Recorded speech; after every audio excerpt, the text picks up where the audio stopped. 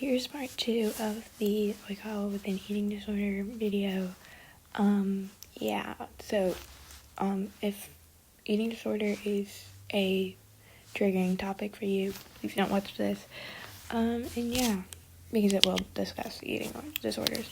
So yeah, anyways, that's it. I'll see you at the end. Bye. March 22nd, 9:12 a.m., Oikawa's house. Iwaizumi's POV. I wake up with a heavy weight laying on my arm, making my entire limb numb. I start to pull away before I open my eyes and see Oikawa peacefully sleeping there, looking absolutely stunning in the early morning sunlight. My heart stops for a minute. Suddenly all the things that happened last night and the painful way I have been longing for him don't matter. Suddenly him maybe not having the same feelings for me isn't a concern. The events of last night and everything that had unfolded, and all of the words that were left stuck on the tip of my tongue don't bother me. All that matters is him. He is all that is important, nothing else. So I will do my absolute best to comfort him and help him through this as much as I can. He is all that matters, and I can't stand to lose him. Morning Iwa-chan. He cracks his eyes open slightly and gives a soft, genuine smile. I could melt right on the spot. Morning Oikawa. He's the most beautiful person I've ever seen. How could someone in this position not have the most intense need to kiss him right now? His bed head, the way he stretches his arms, the soft smiles and the radiance of him in the sunlight. I can't take my eyes off of him. I'm going to take a shower. He starts to get up, lifting his head from its comfortable spot on my arm. I almost reach out to pull him back down and hold him forever. Okay. He steps out of the room and as soon as I hear the bathroom door shut and the shower turn on, my head snaps back to its senses. What am I thinking? He's my best friend, he trusts me, how can I think about this when he's right next to me? I can't stop thinking about him. Why can't I stop thinking about him? He's so pretty, why, how can someone be so pretty?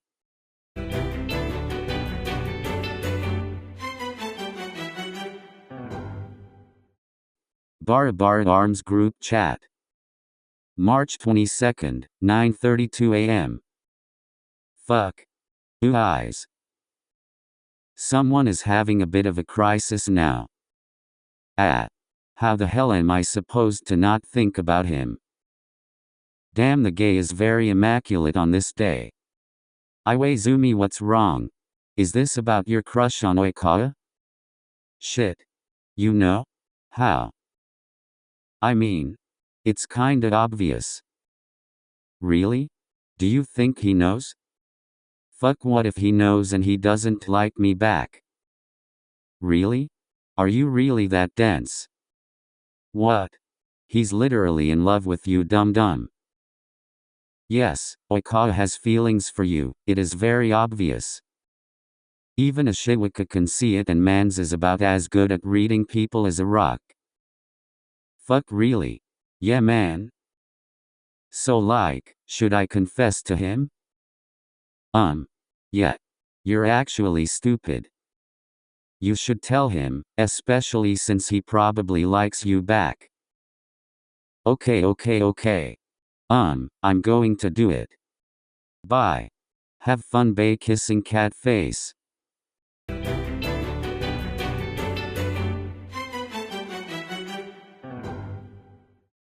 Oikawa's POV, shower. Fuck. Tears began to leak down his cheeks, the pent-up emotion just seeping out, unable to be held back. Oikawa leaned his head back against the cool tile of his shower, letting the burning pellets of water hit his skin. His hands reached up to try to stop the tears coming from his eyes, but with no luck. Iwa knows. He knows. No. He'll pity me, think I'm weak. He won't treat me the same. we won't be the same.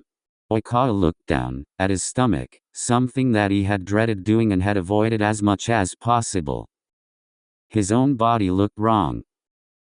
It was gross and disgusting. It wasn't how it was supposed to be. He couldn't stand to look at his body, nor touch it. It made his stomach twist into a knot and made him feel like completely breaking on the spot. He touched his waist, trailing his fingers across his skin, shuddering at the touch. He felt where his bones had begun to protrude and it made his gut wrench. He pulled away, wishing to turn off the shower as quickly as possible and slink into a baggy hoodie and avoid his body altogether.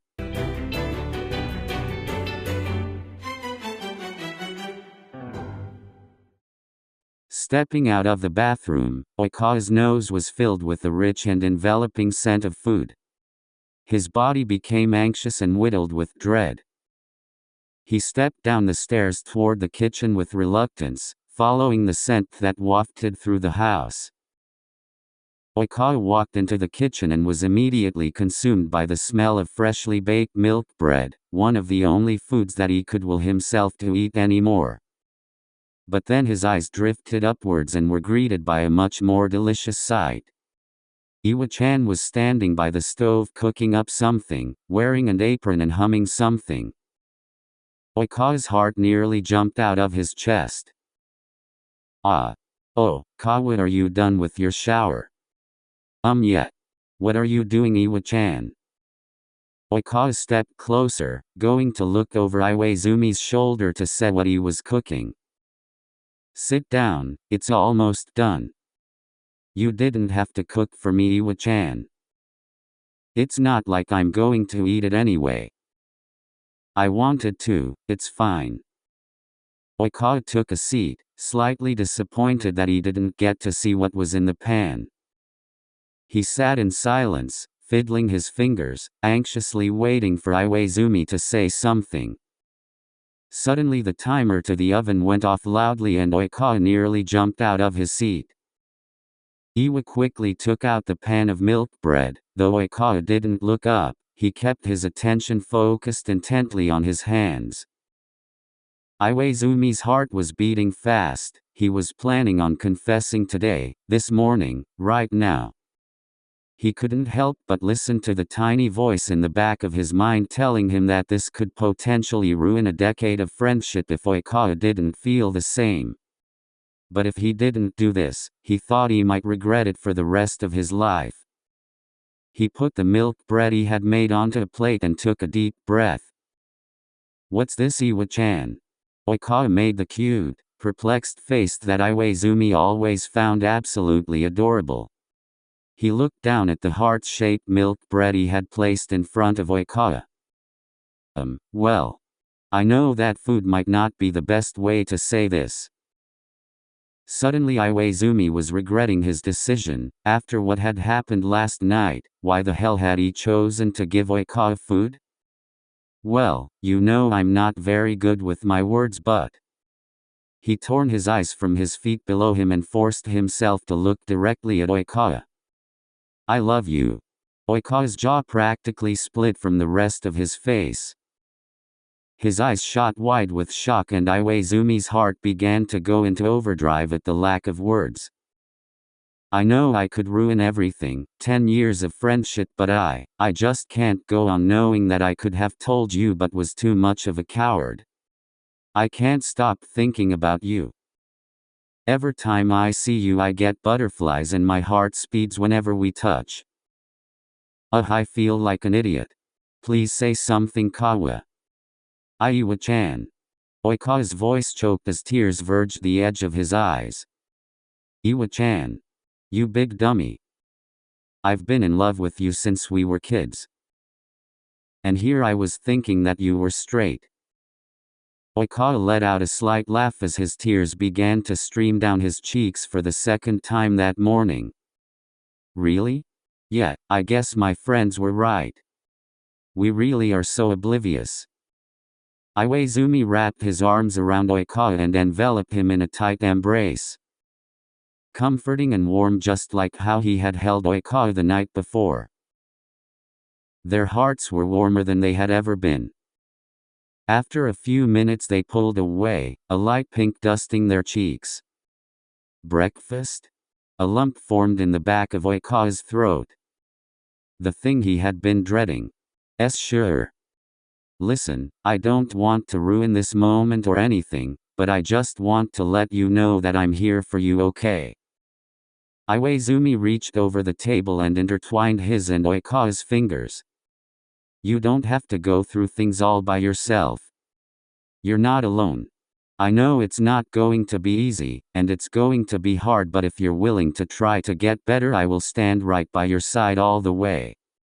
I will be here. Whether it's a good day or a bad day, I will be here. I will hold your hand and wrap you in my arms all you want. You don't have to be alone. You are not alone. One step at a time, that's all. Just try. And I will love you no matter what. By the time Iwaizumi had finished talking, Oikawa was bailing his eyes out. Mostly happy tears, tears of finally letting go. Finally being able to let go of these imprisoned feelings.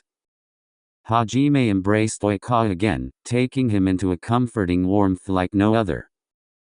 He let Oikawa's tears soak into his t-shirt, his chest tightening at the pure contact of their skin. He pulled away slightly, almost losing his breath when he saw Tooru's wide, glossy eyes and flushed cheeks. Would it be okay if I kissed you? He hadn't even realized what he said until it left his lips, cheeks rosy and breath heavy. More than? Tooru smiled, leaning into Hajime as their lips connected, filling them both with an indescribable feeling. A feeling of true love.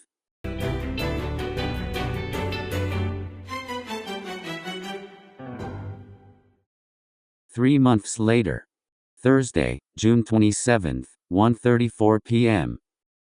Private messages with Haji-chan and Tooru babe. Hey Tooru, do you want me to pick you up from your therapy session? I got out of class early and I was thinking we could get lunch. Sure. That sounds great. Okay, I'll be there in a few minutes. See you soon, Haji-chan. Love you, face blowing a kiss. Love you too, face with rolling eyes.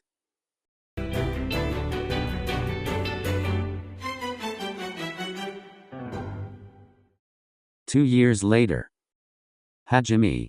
I'm working, what do you need? So rude. Hajime turned his chair to look at Oikawa, who was practically hanging on the back of him.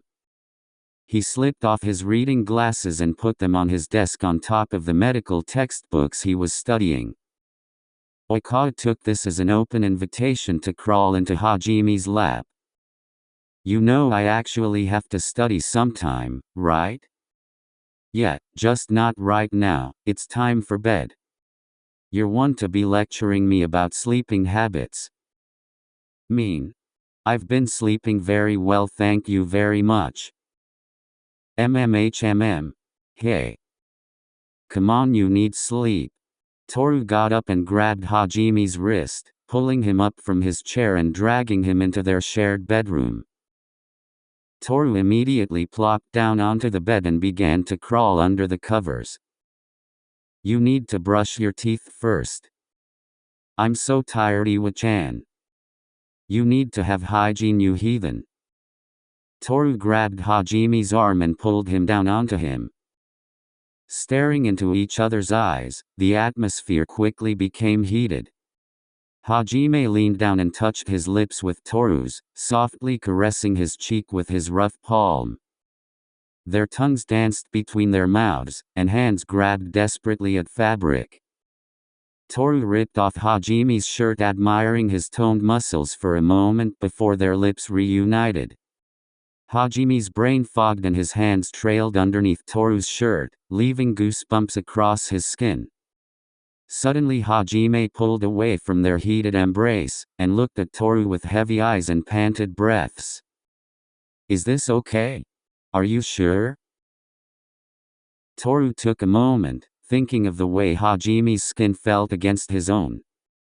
They had never gone beyond this before. Tooru was just not in the right place with himself and his body to be able to share it with anyone else, and Hajime didn't mind. He is happy just as they are. But Tooru thought of all the progress he's made. It was hard at first, really hard, but each bite of food was a step in the right direction, even if it made him nauseous sometimes. Hajime was always there, helping him through it, holding his hand and encouraging him whenever he felt like it was hopeless. He was better. Not perfect, but better. He still struggled sometimes, but it was easier now. He didn't feel like throwing up when he caught a glimpse of his reflection. He felt comfortable. He was happy. Yes, I want to, Hajime. His voice was clear and assuring.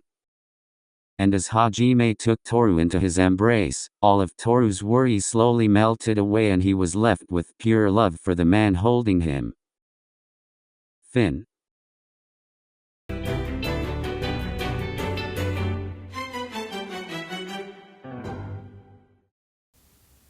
Hi, I hope you all enjoyed this video. This is the end of the Oikawa with an eating disorder series. I actually am super grateful for how the first part really popped off. It has like 50,000 views right now.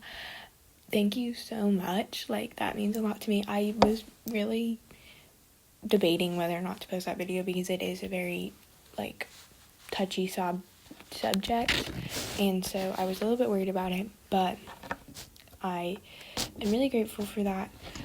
Also, like all my videos, this is pretty much just me projecting onto Oikawa, so yeah.